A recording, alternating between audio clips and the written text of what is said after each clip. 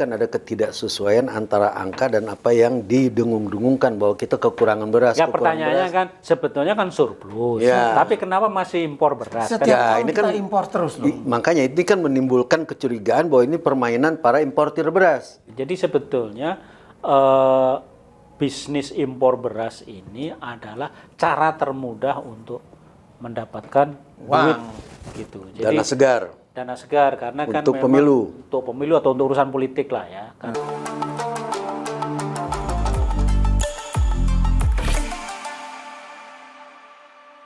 Assalamualaikum warahmatullahi wabarakatuh. Pak Presiden Nugroho Yudo, Didik Supriyanto, Haris Jauhari.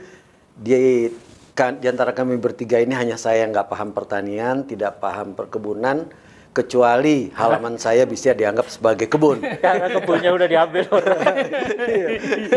Dan maklumlah saya orang Jakarta, jadi ya kan orang yang sampai saat ini adalah ibu kota resmi, ya kan, yang tidak tertulis sebagai ibu kota negara. Jadi jauhlah dari pertanian. Kalau dua orang ini, gua nih tertarik jadi melejeti program-program menteri-menterinya Jokowi, gitu kan. Lalu kemarin ngomongin, coba gue lihat pangan. Ternyata memang ada target pemerintah Pak Prabowo untuk swasembada beras tercapai setelah 4 tahun memerintah. Itu artinya tahun 2028. Ya. Lalu ada berita Menteri Pertanian menyatakan bahwa akan bisa lebih cepat 3 tahun. Untuk itu dia bikin program-program macam-macam. Terus gue coba lihat-lihat itu kan datanya Departemen Pertanian sendiri. Lu selidiki lah ya, iya. Kayak intel-intel gitu. Indonesia itu kebutuhan atau konsumsi beras per kapitanya itu 81 kilo per tahun. Jadi rata-rata setahun kita makan beras 81 kilo. Per orang. Itu paling tinggi di antara negara-negara di Itu dunia. paling tinggi. Karena itu juga gue ambil angka yang paling tinggi. Karena ada yang 75, ada yang 77. Gue ambil yang paling tinggi. Kita ini rakus beras. Kita anggap kita rakus beras ya. Dengan 81 kilogram per kapita per tahun, dikali dengan jumlah penduduk, maka kita dapat kebutuhan nasional kan. Kali 280 sekian juta, hampir 289 juta. Itu sudah dengan memperhitungkan bayi pun makan beras. Iya. Bayi makan beras, orang udah uzur juga makan beras sama rakusnya gitu. Iya. Dia nggak bisa kalau nggak ada nasi. Iya. Kalau udah tua juga makan nasi loh. Iya, palmerah. Itu di blender terus disedot. Iya, dia bangga bener orang anak palmerah aja. Tetap 81 kilo. Iya, cuman disedot. Ya, itu angkanya. Kalau dikalikan ke Indonesia dapatlah angka 22,4 juta. 22,4 juta ton yang dibutuhkan ya untuk kasih makan. Dengan itu maka kita semua kenyang. Lalu gue lihat kan, emang petani kita produktivitasnya berapa? 31 juta ton. Wih, surplus kebutuhan dong. Kita 22, petani bisa dapat 31. Ya, hampir 10. Enggak, itu gabah atau beras? Beras. Ya. Kalau gabahnya 64. Gabahnya 64. Lu ngetes nih. Uji gua petani gua. Gue juga ragu dia paham kan. Udah bagus nih. Harus sering dites tuh. Pak Presiden juga harus tes tuh. Menteri-menterinya paham nggak ya kan? Tunggu gua jadi bingung mau apa tadi. Bahkan itu angka dari ramalan dari kita. Ini yang hebat. Departemen Pertanian Amerika bahkan juga sudah meramal, dalam tanda petik meramal, kita tahun ini akan dapat 34,5 juta ton. Berdasarkan perhitungan mereka. Berdasarkan perhitungan mereka dengan luasan yang mereka punya gitu 10 juta. Data mereka ya. Dia kan punya dari satelit gitu. Ya, data mereka tentang kita. Kalau itu benar, berarti kita bahkan sudah surplus. Kalau pakai angka kita sendiri 8 juta ton setahun. Ini bukan hanya terjadi di kita loh, di sekarang loh. Ini udah terjadi beberapa tahun. Juga di masa presiden sebelumnya. Ketika Presiden Jokowi dalam pemerintahannya tidak memfokuskan, kita nggak pernah dengar kan Pak Jokowi punya program pertanian apa. Yang kita dengar kan infrastruktur. Nggak ada impor beras. Bro, jadi kita sebenarnya petani kita dengan apa? Autopilot ya. Sudah menghasilkan beras, sudah mencapai melampaui kebutuhan kita. Walaupun Pak Jokowi ketika itu tidak bikin program khusus. Jadi programnya program itu aja, rutin aja, pupuk segala macam ya. Kita sudah surplus. Ya itu rutin. Sekarang pertanyaan kita adalah... Bentar. Cuman data pertanian kita itu kan sering diragukan, dipertanyakan ya, akurasinya gitu. Bahkan kan sering ribut itu antara Kementerian Pertanian dengan Kementerian Perdagangan. Menurut Kementerian Perdagangan, dalam rangka menjaga stabilitas harga maka perlu impor. Karena dia punya data seperti itu gitu. Nah, tapi kalau lihat datanya Amerika kan hampir sama gitu. Iya. Dengan data kita. Dengan datanya pertanian tadi, ya. Kementerian Pertanian itu. BPS nah, BPS gimana? Itu BPS. Itu BPS, datanya BPS. Jadi mungkin begini persoalannya kan, kalau lu mafia beras, tentu lu harus ragukan dong data BPS. Buat bandingan ya. Thailand itu penduduknya 55 juta. Kita anggap dia serakus kita. Kalau dikalikan dengan 81 kilo, dia akan ketemu angka 5 juta. 5 juta ton kebutuhan makannya. Produksi mereka setahun itu 20 ton. 20 juta ton. Diambil sama kebutuhan ini tinggal ada 14 juta cadangan. Kita tadi 8, dia 14. Makanya dia bisa ekspor setahun tuh rata-rata 8 sampai 10. Kita rata-rata 9 lah. Mereka bisa ekspor 9 ton. Juta ton. Jadi masih ada cadangan sama, di sekitar 5 ton. 4 ton, 5 ton. Vietnam juga begitu. Penduduk dia 95 juta, produktivitas mereka 24 juta ton. Kebutuhan mereka cuma berapa? 12, jadi masih ada cadangan, tapi mereka ekspor. Masih ada sisa. Taruhlah itu dua negara itu punya cadangan sekitar 4 sampai 5 juta per tahun. Dengan penduduk yang setengah kita. Jadi kita dengan 8 juta ton harusnya cukup lah. Walaupun menurut gua agak susah juga karena Bulog, daya tampung Bulog itu ternyata cuma seluruh gudang Bulog tuh daya tampungnya cuma 3 jutaan, 3,5 jutaan. Dari total kebutuhan berapa tadi? Dari kebutuhan 20 ton. 20 juta ton. Jadi menurut gua kalau kita sebenarnya surplus 8 juta ton. Jadi persoalannya kan bukan soal produksi pertanian. Soal distribusi kan. Nah, iya. Ya kan? Ya ini kan hasil penelitian lu yang komprehensif kan? Dari kertas, dari kertas, dari angka.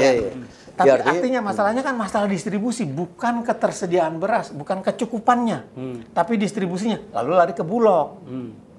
Jangan-jangan distribusinya nggak benar. Bulog sekarang kan sudah menjadi usaha, badan usaha. Dulu kan Bulog dari zaman Belanda udah ada tuh. Bulog itu sebagai badan perantara, dia membeli dan menjual. Jadi ketika berlebih dia beli, ketika rakyat butuh beras dia jual, menjaga stabilitas harga. Sejak dia jadi tahun berapa tuh zamannya akhirnya Soeharto, dia dijadikan BUMN. Ya permintaan IMF lah saat itu. Perusahaan umum Bulog namanya sekarang.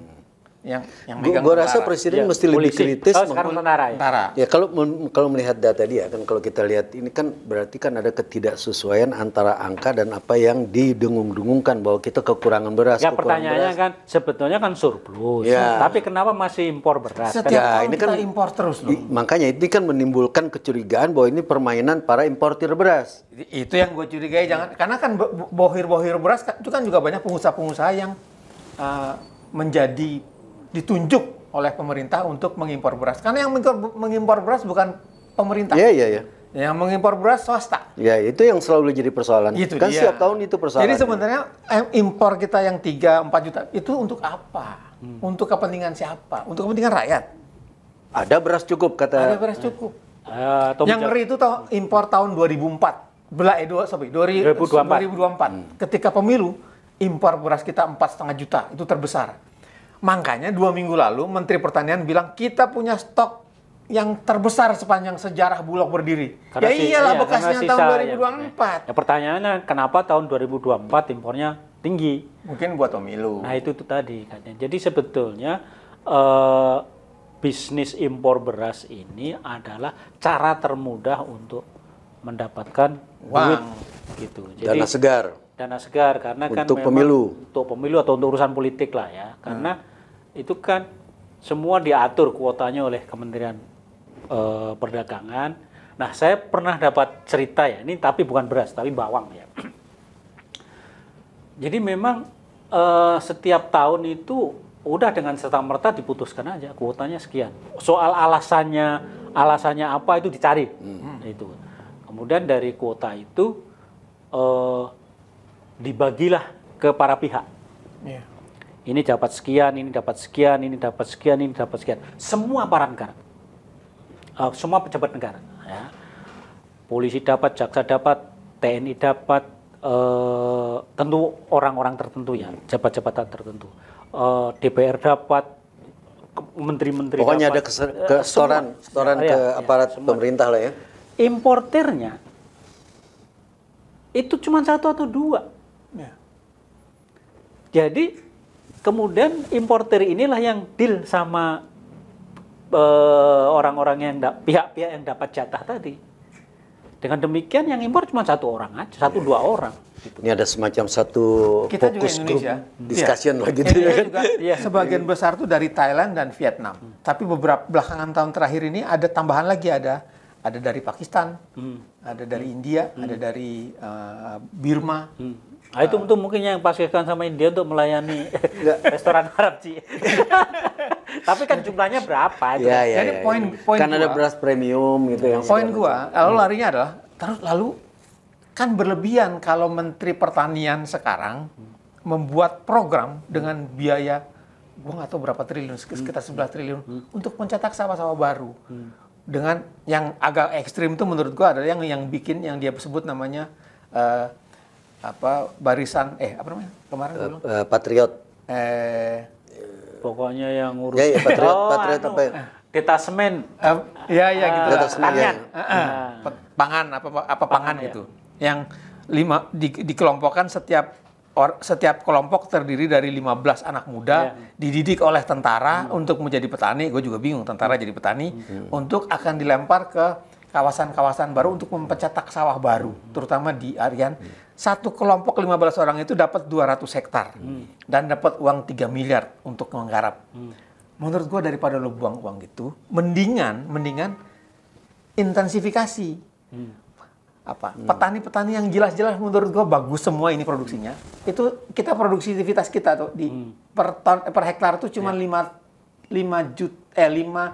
ton per hektar produksi padi. Kalau beras jadi 2 kali lipat ya. Berbanding misalnya dengan Vietnam, dengan Thailand, mereka sudah 6 ton per hektar.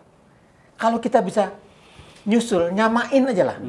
Nggak usah nyetak sawah baru. Sawah-sawah yang ada dari 5 ton per hektar menjadi 6 ton per hektar. Yeah. Itu naiknya 20%. Dari 31 juta ton, kita akan punya 36 juta ton. Pertanyaannya kemudian, apa yang sebetulnya dikerjakan oleh Menteri Pertanian? Karena begini, lu mengatakan bahwa sebetulnya pada dasarnya kita sudah surplus. Lalu dia membuat program yang begitu bombastis dalam sudut. Terus dengan target 3 tahun lagi akan swasembada. Padahal sudah. Jadi apa yang terjadi? Maksud gue nih, iya. ini apakah kalau presiden yang lalu mungkin bisa dibohongin? Mungkin. Ya, dengan apa ya, jangan seuzon gitu, husnuzon gitu. Kita percayalah bahwa beliau tidak tahu, mungkin beliau dibohongi. Masa Pak Prabowo bisa dibohongi? Ya kan dulu presiden kita kan pernah mimpin HKTI kan. Atau kalau Dia paham betul tuh urusan pertanian dan atau kalaupun misalnya kita mau nggak boleh suuzon, kita harus paham bahwa data-data itu membuat kita berpikir ada masalah di distribusi. Bukan hanya kalau masalah tidak distribusi itu kan angkanya beda dong, Ji. Kalau ini kan masalah distribusi kan lu ngirim nggak sampai atau ada persoalan pada pengiriman, pada pemerataan. Tapi yang kita bicarakan di jumlah. Lu udah mengatakan bahwa jumlah itu menunjukkan angka yang melebihi dari kebutuhan. Iya. Kan itu intinya kan. Iya. Soal lain tuh distribusi dan lain-lain.